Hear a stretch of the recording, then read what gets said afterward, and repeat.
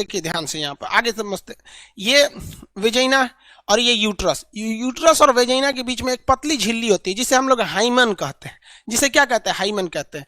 ये वेजाइना के बाद एक पतली झिल्ली होती है जिसे हम क्या कहते हैं? हाइमन। और हाइमन के बाद होता है यूट्रस। हाइमन के बाद क्या होता है? यूट्रस होता है। अगर कोई महिला जो है, जो कोई फीमेल है, ज्यादा मेहनत का काम कर रही है, साइकिल चला रही है, तो उसका हाइमन टूट जाता है। ठीक है, ये हाइमन टूट जाएगा। कुश्ती कर रही है, हाइमन टूट जाएगा। पुलिस में जॉब करती है, हाइमन टूट जाता है। तो ये हाइमन जो होता है एक पतली सी झिल्ली होती है जो यहाँ पे परत सी रहती है। ये ज्यादातर किस उम्र की लड़कियों में रहता है? 15 से 16 साल की उम्र में। अब किसी लड़की का एज 20-22 साल हो गया है तो आप उसका तो हाइमन वैसे ही हो चुका है, क्योंकि 20-22 साल की एज में आप बहुत सारे मेहनत का काम कर रहे होते हैं। तो ये हाइमन न, अगर 20-22 साल की उससे एज की लड़की है तो उसका हाइमन टूटना एकदम 99.99% चांसेज है कि उसका हाइमेन जो होगा वो टूट चुका रहता है। ये वाली हाइमेन होती है। समझ में आ गया कि नहीं? पतली झिल्ली को क्या कहता है? हाइमेन के नाम से जाना जाता है। ध्यान से समझ बबुआ, कितना कमेंट करता है, सब पढ़ाएंगे तू कमेंटे पढ़ते रहे, वहां पे लास्ट में कमेंट करना लोग ना 10 मिनट। 99% लड़कियों का 20-22 साल की एज में क्या हो जाता है? हाइमेन टूट चुके रहते हैं। लेकिन क्या है कि हमारे देश में एक परंपरा चली गई थी। अब इसको ध्यान से समझना बाबू, लाइफ में तुम्हारे बहुत काम आएगा। हमारे देश में परंपरा है, अभी आप देखिएगा, सिंधु सभ्यता आज से लगभग 2500 बीसी थी। सिंधु सभ्यता के मान के चलते हम लोग 2350 थी, तो 2500 ईसा पूर्व, मतलब ईसा के जन्म से 2500 साल बाद पहले। उसके बाद ईसा मसीह का जन्म हुआ तो वो हो गए आपका जीरो टाइमिंग हो गया।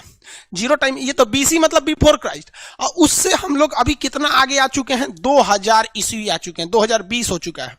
यानी ईसा मसीह के जन्म से 2500 साल पहले और ईसा मसीह के जन्म के 2020 साल तो अब हो गया है। क्रिसमस आने वाला है तो ईसा मसीह का बर्थडे मना देंगे आदमी। समझ में आए कि नहीं?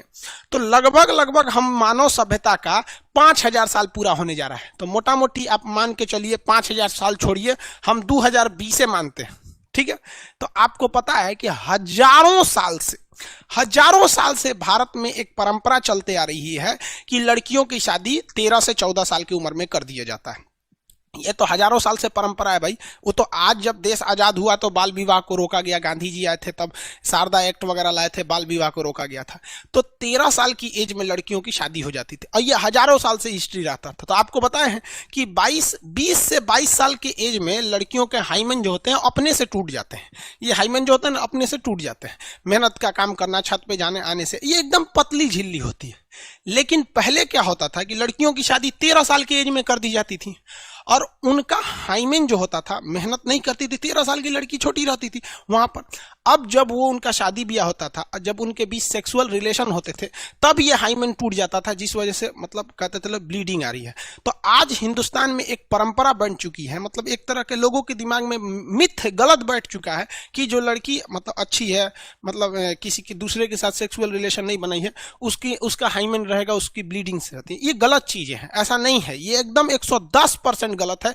अब अगर आप चाहते हैं कि मान लीजिए आपकी शादी ब्याह हो, आपकी वाइफ के साथ हाइमेन हो, तो फिर 13 साल की उम्र में शादी कर लीजिएगा, आज जेल चल जाइएगा। ठीक है, क्योंकि ये नॉर्मल सी बात है। इतनी पतली झिल्ली रहती है कि एक कागज भी उससे मोटा रहता है, कागज से भी पतली झिल्ली रहती है। वो नेचुरल चीज है, क्योंकि जब भी छोटे बच्चे रहते हैं तो उसमें एक्सटर्नल चीजों से बचाव के लिए दिया रहता है। तो अपने दिमाग से ये हटा दीजिएगा कि अगर आप जेन्युइन है, आज किसी की भी शादी होगी तो 20-22 साल की ही लड़की से होगी।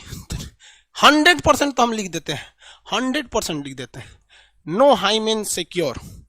सीढ़ी 10 बार अगर सीढ़ी ऊपर नीचे चढ़ जाओगे ना तो हाइमेन चला जाएगा। तो इस मिथ को हटाइएगा। लेकिन अगर ये बात आई कहां से कि हाइमेन वगैरह या ब्लीडिंग की सवाल, ये अपने दिमाग से हटाइएगा, वरना ये आपके रिलेशन को बर्बाद कर देता है।